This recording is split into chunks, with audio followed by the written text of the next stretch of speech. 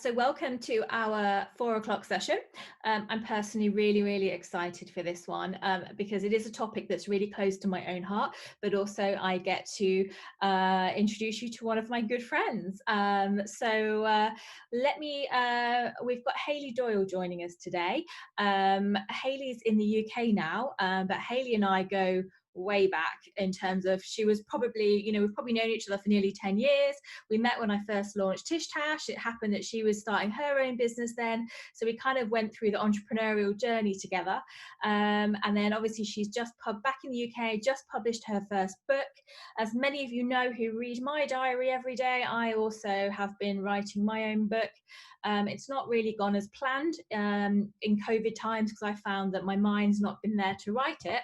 But I kind of thought that, I know a lot of you have said that you are trying to write books during this time. So I thought it'd be really nice to have a session with a published author who can obviously, talk through her journey and, and you can ask all your questions to today as well.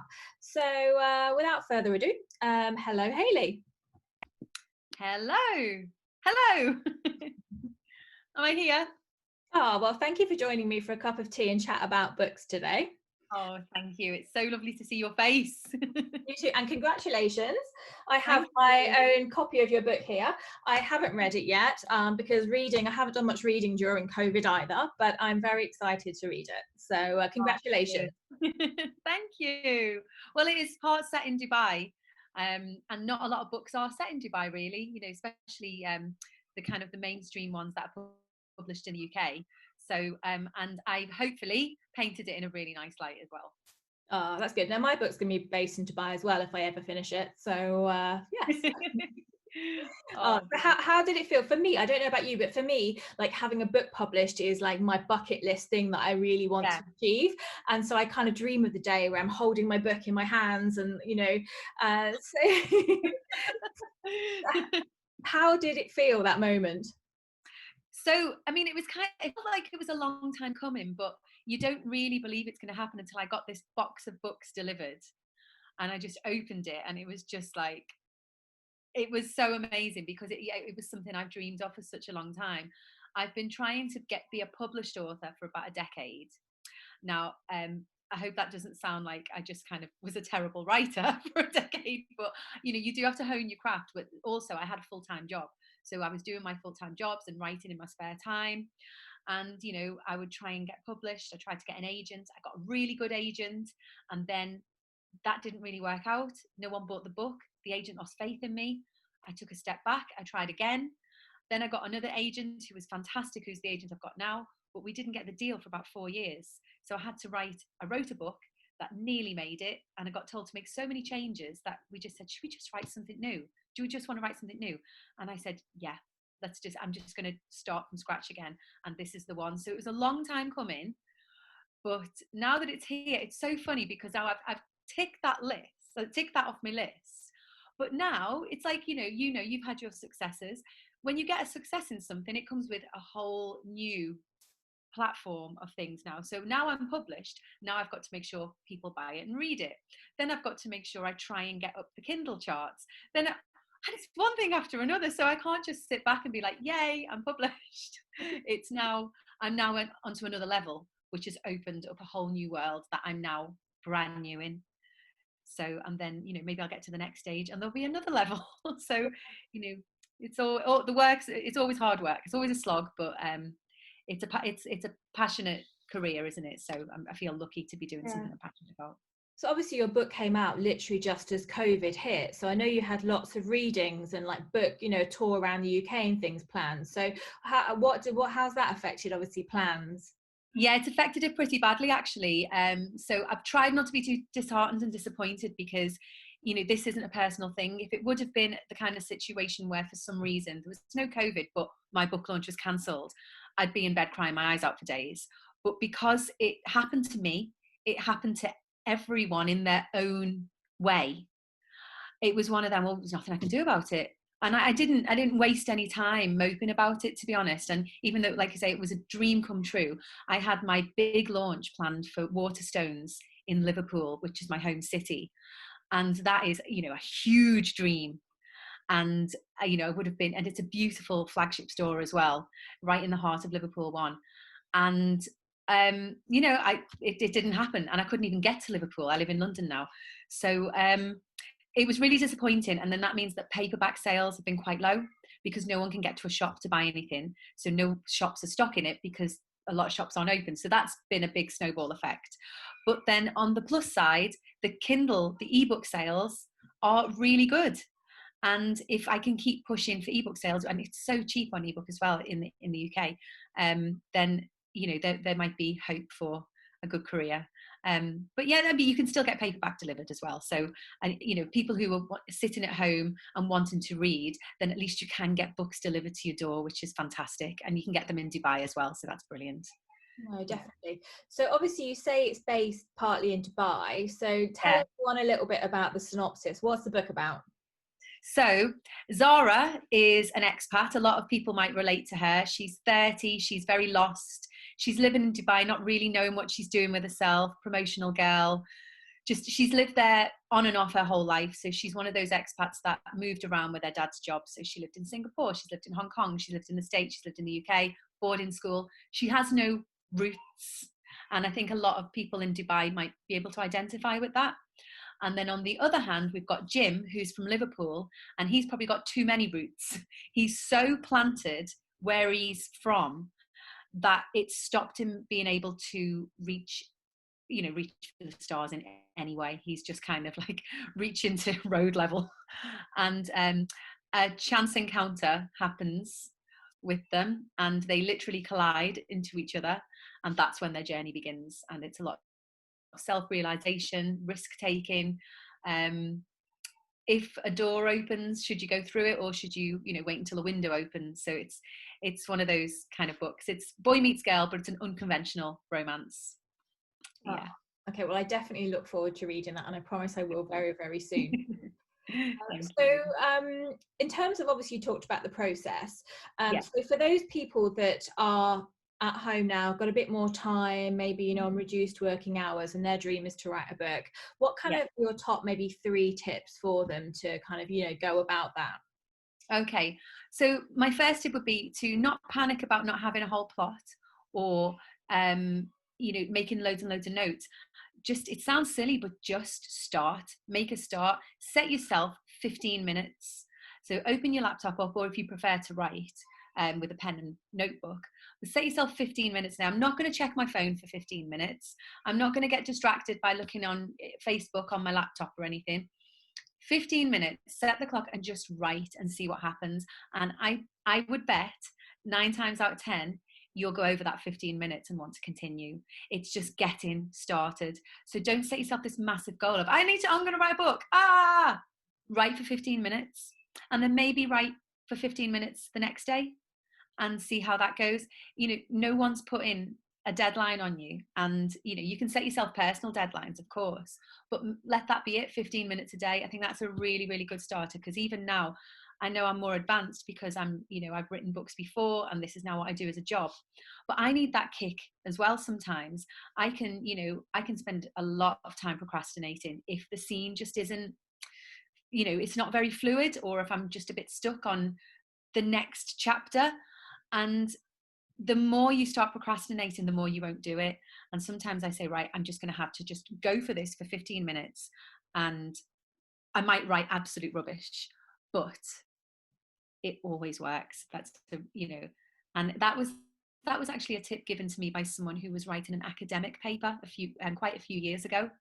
A friend of mine, a totally different field. And I was like, I just can't do this. She said, just set yourself 15 minutes. And I've never forgotten that, because it really worked. Yeah. So other tips would be to read a lot. You can't really write, if you want to write story, it depends on what you want to write. So if you want to write like proper genre fiction, if you want to write crime, or if you want to write romance, or literary fiction even, you've got to read a lot of that genre, because I'm only now learning this. The readers who become your fans of the kind of work that you do, they're expecting that. So if you're writing a romantic comedy, they are expecting you to hit those romantic comedy, those big moments that you're always watching out for in the movie. that you're always waiting for in the book. And obviously it's your own spin that makes it different and unique and beautiful. But kind of, that thing of all stories are kind of the same. Don't put yourself under too much pressure to write something like completely bizarre and unique, because Romeo and Juliet has been rewritten so many times, and it's fine. If we hear that there's a new movie out that's based on Romeo and Juliet or something, we're still going to go and see it. We're not going to go, I've seen that. So you don't put yourself under too much pressure to think of the most greatest idea. Just write a nice simple story, but put your special, unique kind of personality into it. Yeah. So yeah, I hope that's a good and easy way to get started. Basically, put yourself under pressure. I think because I've also been trying to write a book for a long time now, and I think I believe that the process for getting published has changed a little bit. Like you used to be able to write a few chapters and then maybe you get a deal, but I believe things have changed quite a bit now. From your experience, what is the kind of typical process now? Like, do you have to have written a whole book to even start approaching somebody? So I believe the whole process has changed quite drastically since self-publishing came about. Now, I self-published a novel about 10 years ago, and it just wasn't for me. And it really might suit some people. Now, there's a lot of help out there online for self-publishing, really fantastic help. And it won't cost you a penny to do it. All it will cost you is how much you personally want to market it. So don't be going for companies that say, pay us this and blah, blah, blah. You can do this yourself. But you need to be completely and utterly motivated to market it, which is an entirely massive full-time job and will cost you in that side of it, because if you're doing Facebook ads and promotional stuff, and also the time it's going to take you is going to take time out of your already full-time job, which is why I suffered. I already had a full-time job in Dubai. I couldn't do it that route. So self-publishing definitely changed the face of things, because you had maybe a lot of like retired people who then had the time to really put their efforts into publishing a book. So you can have a lot of success from that. But I went down the traditional route, and I'm really happy because it was definitely for me. It's definitely what I wanted to do. And that is by getting an agent. Now, what happened with me was I got an agent, the agent I've got now. I sent her 3 chapters, and she read it really quickly and emailed me and said, and it was quite off chance, because usually agents will take about it says submissions guidelines, they'll take about 6 weeks to get back to you, and they will get back to you. Literary agents are actually lovely people, and they're very honest and true to their word. And I was thinking, in about 6 weeks I'll get my rejection letter, as I've had many times before. And in 40 minutes of sending my 3 chapters, my agent got back to me and said, I really like what I've read. Can you send me the full manuscript? Now, luckily, I'd written it. So my advice would be, before you send to literary agents, write your full manuscript. It doesn't have to be perfect. It just has to have a really good opening and a really good idea of where it's going. Get to the end of it and then contact the literary agents, because you never know. Like with mine, she was like, can I read it all? Now, if I hadn't have written it all, I would have panicked, and my story would probably be very different to what it is. So do finish it if you want to go down the route.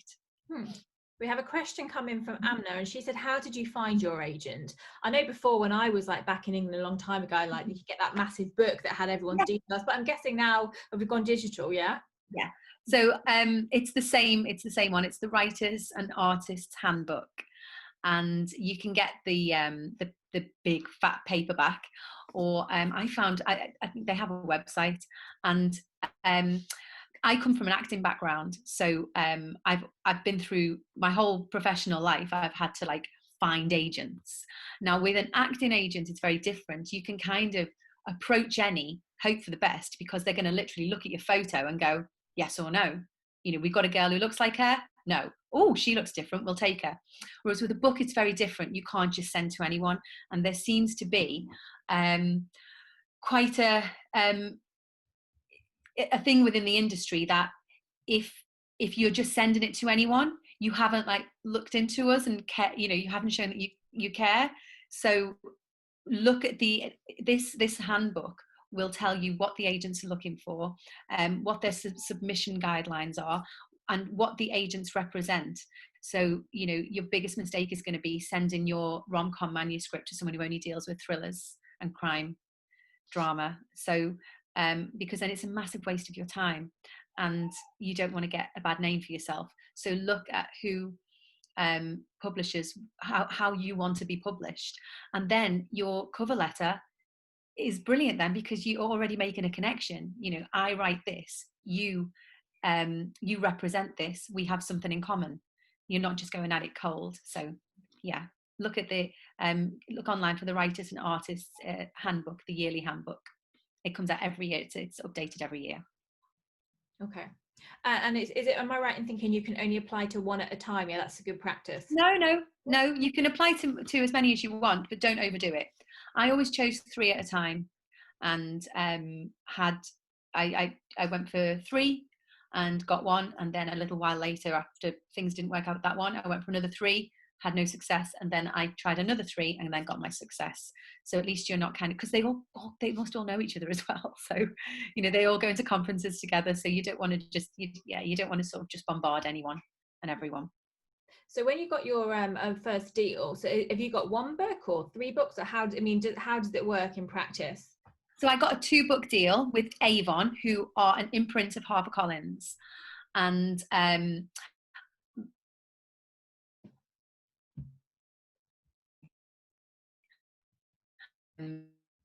which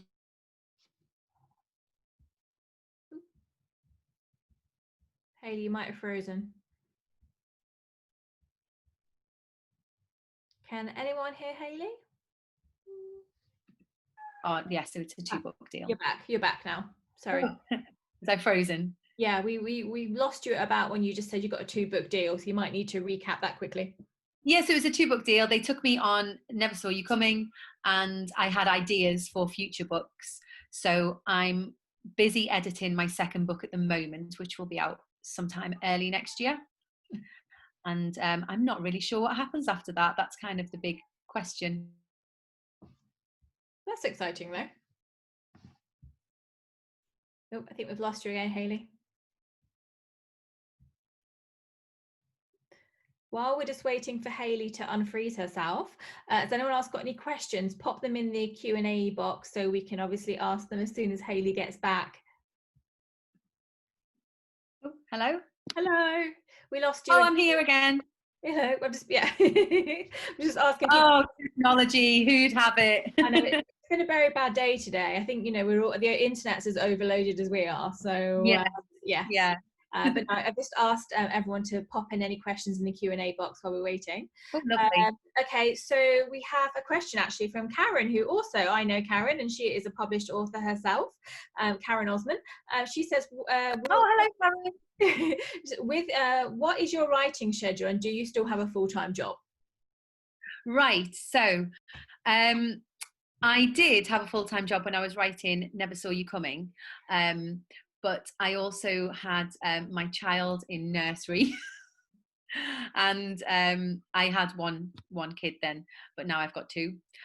So I'm kind of a full-time mum / full-time writer. My husband's at home at the moment. He was actually made redundant from his job.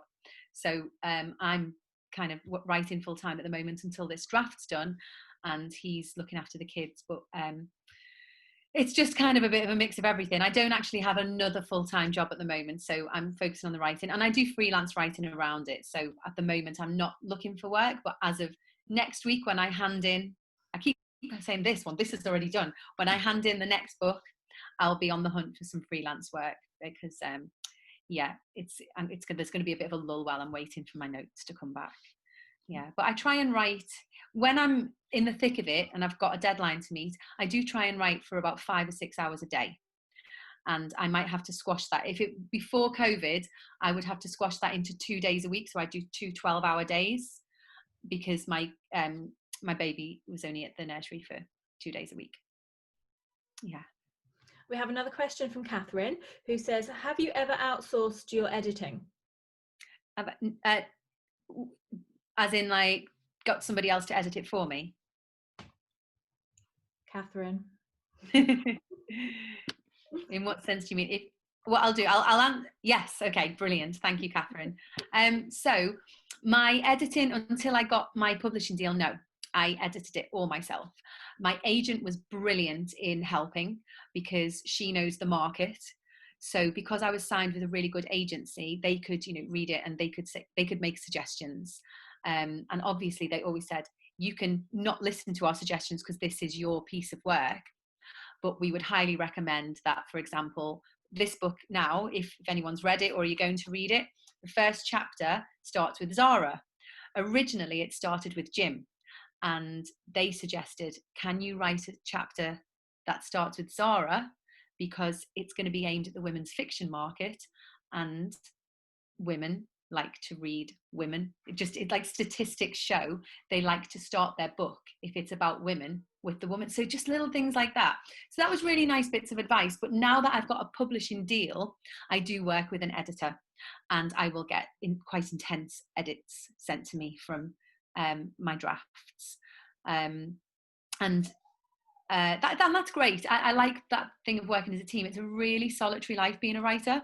I know it's a lot of people think it's a very sort of whimsical kind of career in life, but it's very lonely. You have to really enjoy your own time, which people get quite shocked at me, because I don't know if you've guessed, but I'm quite a talker. I do love socializing. I love being around a lot of people, but actually I am quite a bit of a loner as well. I couldn't do this job if I wasn't, and I love just being on my own, no one talking to me for hours on end, and being in my head with characters.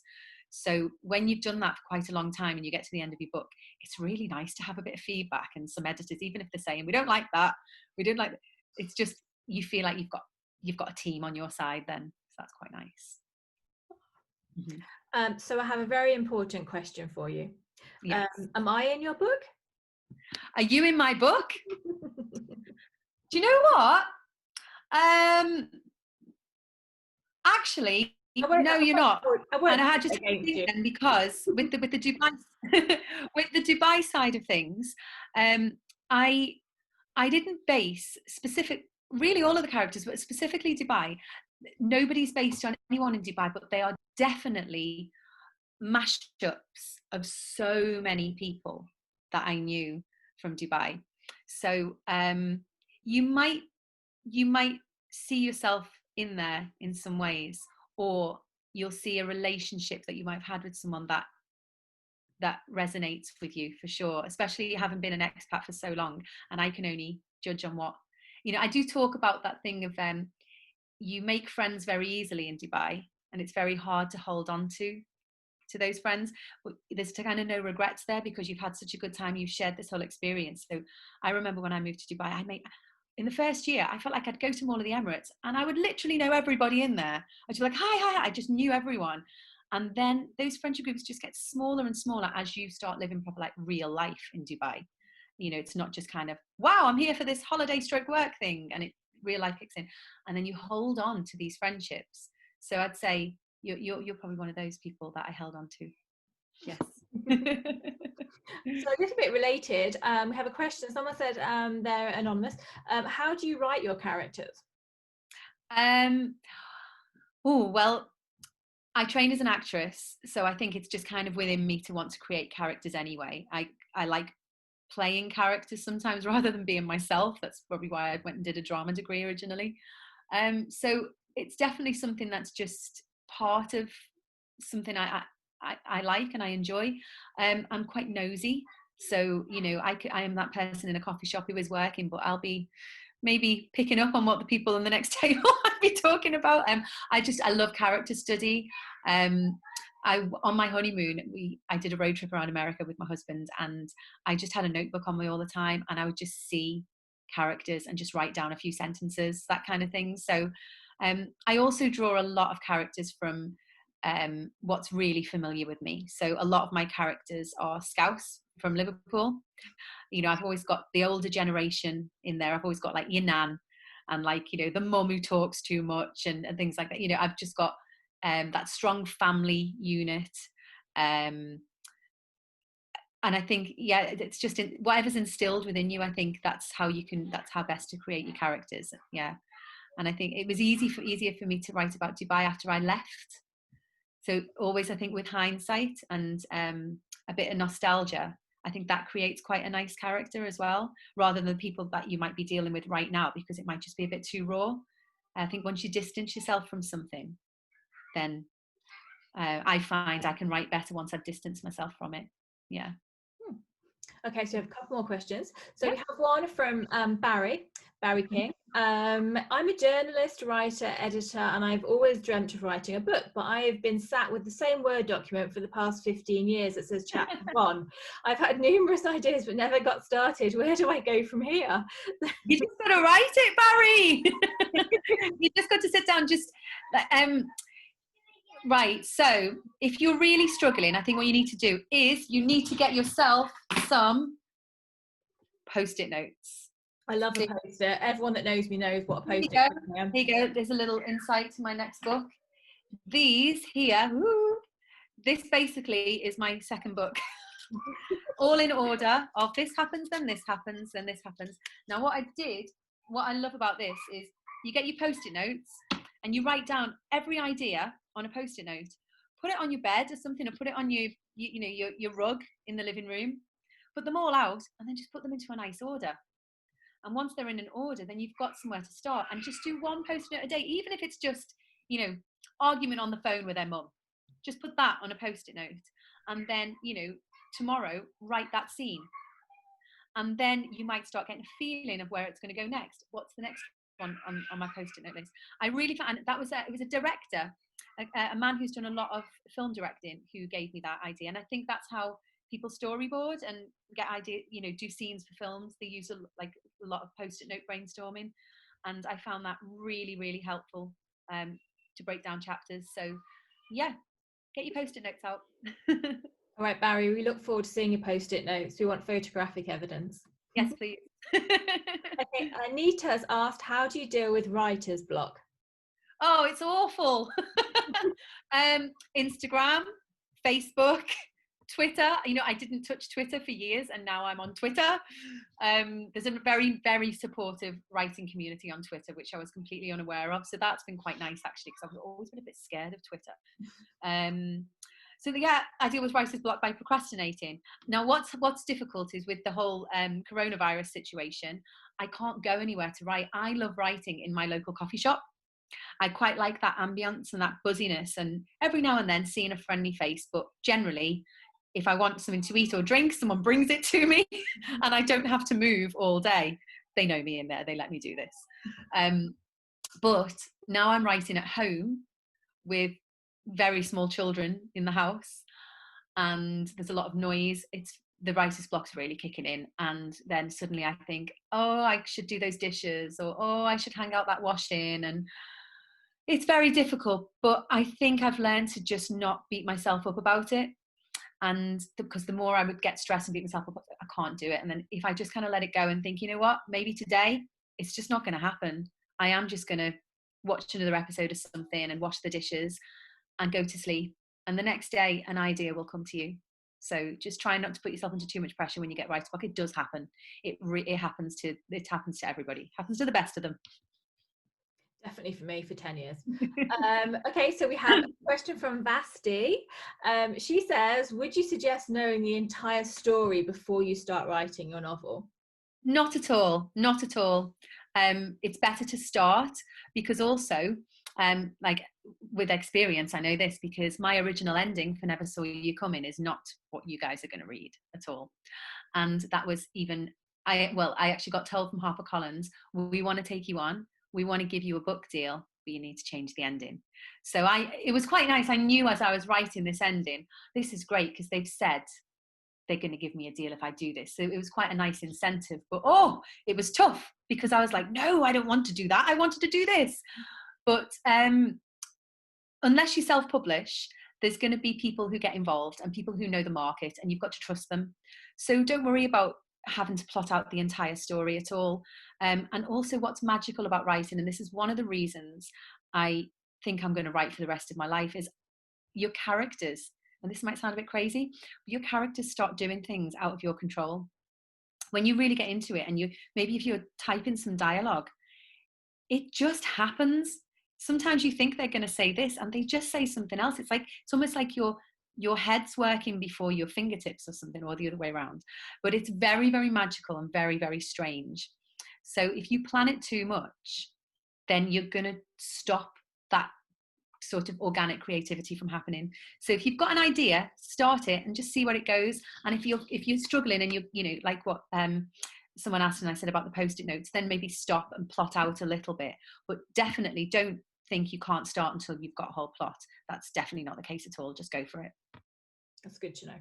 Okay, so a question from Ness. How can I overcome the fear of failing when I try to write my first book? How do you manage these emotions? Oh, it's tough because, well, you're an artist, and artist with the most sensitive souls on the planet.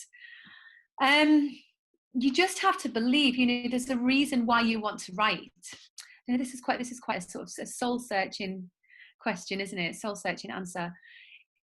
You have to have an element of belief in yourself and also what you want. You know, there are people out there who are doing what you would love to do. So why can't you do it? What makes you think you're not good enough? Because you are. You know, I've published a book. I'm not a genius. You know, I'm no Shakespeare, but I published a book. You can do it as well. So just just give yourself some credit. You've got an idea and you want to do it. But surely that's a good enough start. So just believe in yourself. I bet it's absolutely not as bad as you think it is. Okay, and from May, she says, would it be helpful if you also wrote about the ending without finishing the story first? So I guess a little bit related to the other kind of question. I guess so. I would actually like to do that, even though what I just said, because I'm someone who is very good at coming up with a start and need a little bit of help and brainstorming with my agent and my editor to see how it all pans out. I'm definitely better at character than plot. That's probably the actor in me. That character development is something that comes very easily, whereas a plotting device is something that I would say I'm still learning. So I think if you've got this fantastic ending in sight, then that's great.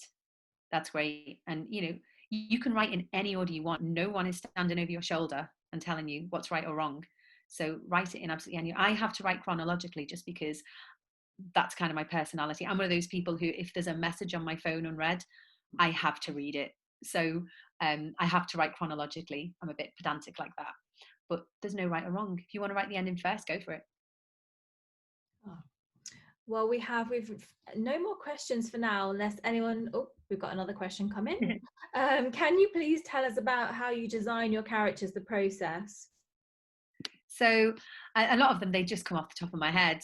I think it's always good to, you know, if someone makes you laugh or if someone disgusts you, keep that kind of in a little portfolio somewhere, up here on your phone, in a little notebook,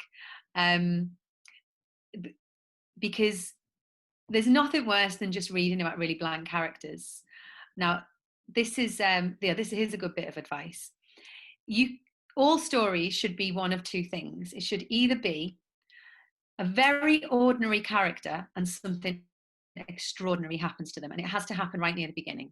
And a good example is something just like, you know, Clark Kent is Superman. He's a normal guy, but he becomes Superman. So, you know, put that in whatever context you like. Or something extraordinary has to happen. So somebody extraordinary has to do something very ordinary.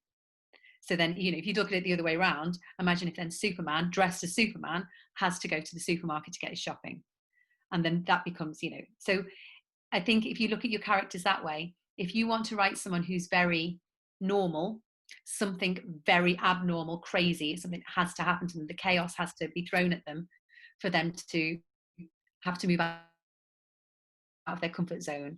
Or if it's one who is so fantastic, you know, if you want to write about, you know, a Lady Gaga style celebrity, and suddenly they have to just go and do something really, really normal, like maybe, you know, put their elderly parents into a care home and deal with those consequences. But do you know what I mean? So do one of those two things, and I think that's where you're going to find your characters are easy to write.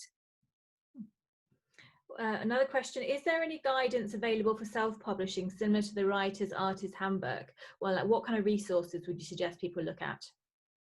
I don't actually know of any off the top of my head, but I do know there's a lot out there. I know Amazon, I think Kindle have, they did, a long time ago, they had a really good one when I tried to self-publish, but we're talking 10 years ago.